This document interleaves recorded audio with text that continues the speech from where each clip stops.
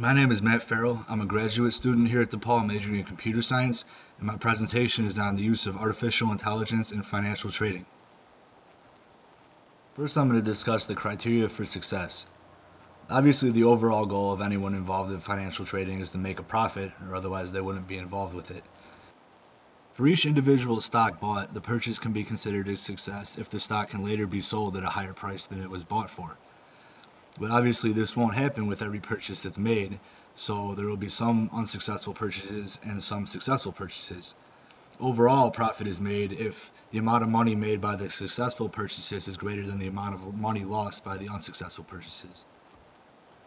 Percent return is commonly used to measure the success of either a single stock or a group of stocks over time, and it's equal to the sell price minus the buy price divided by the buy price.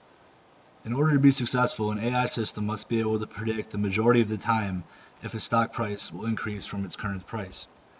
The true measure of success for an AI system is its ability to achieve alpha, which is the risk-adjusted measurement of success above benchmark. This basically means if the AI system is able to buy and sell stocks and perform better than the market as a whole. For example, if a financial market overall increases by 5% during a month, that means the total value of the stocks in this market is 5% higher.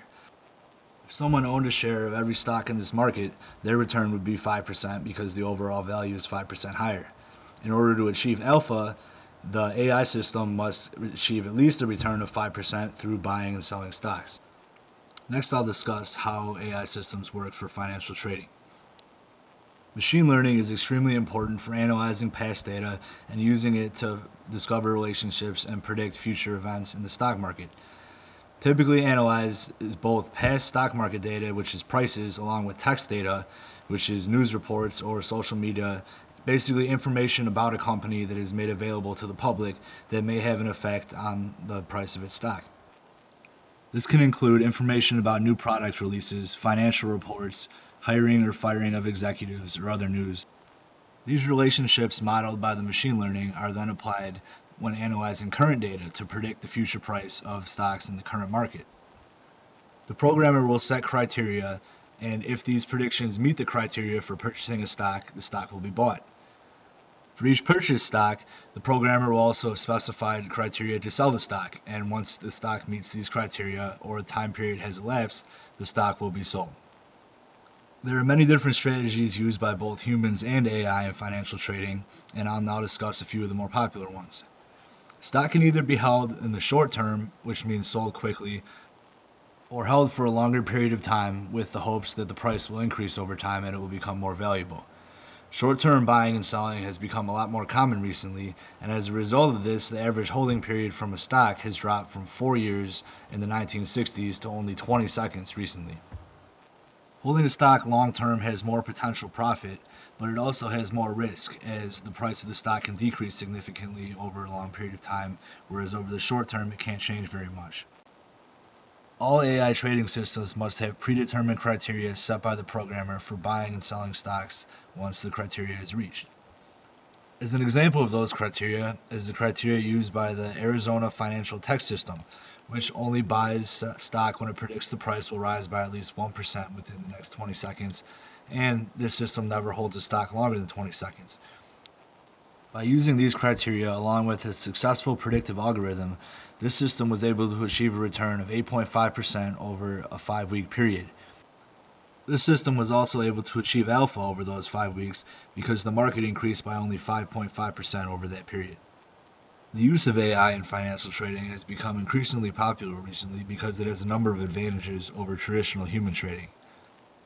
The processing power of modern computers allows a single computer to analyze much more data than even an entire team of humans could do. One of the goals in designing an AI system is to get it to make decisions like an experienced financial trader would. If a skilled programmer is able to achieve this, then the system will be capable of making decisions like a trader would, but at a much higher frequency and faster rate than a human possibly could. If the system is really well designed, it may even be able to identify trends in data that a human might miss.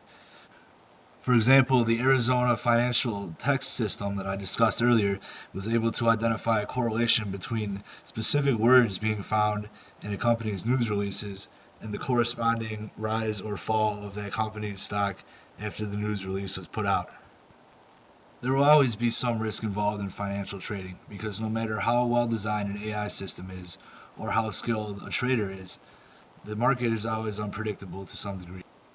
This unpredictability is a result of humans in the market. A stock is only worth what another human trader or AI system programmed by humans is willing to pay for it. So in order to actually make a profit on a stock, another trader must be willing to pay a higher price than you paid for the stock. Another risk taken by letting an artificial intelligence system trade in the market is having faith in the programmers that designed it. If a system has poor design, that will lead it to make poor decisions, and this could potentially lead to a loss of a lot of money in the financial market. Even if a programmer is able to successfully design an effective AI system, there will always be competition from other traders and even other AI systems in the financial market. If an AI system is able to identify a stock as profitable, but other traders also identify this stock as profitable, the increased demand could cause the price of buying this stock to increase rapidly, which would lower the profit that the AI system is able to achieve on buying and selling this stock. This is the reason why most people who have successfully developed AI systems for trading are usually unwilling to share the details of their system. If other people copied their system, then theirs wouldn't be able to make as much money. Network latency can be an additional risk in financial trading.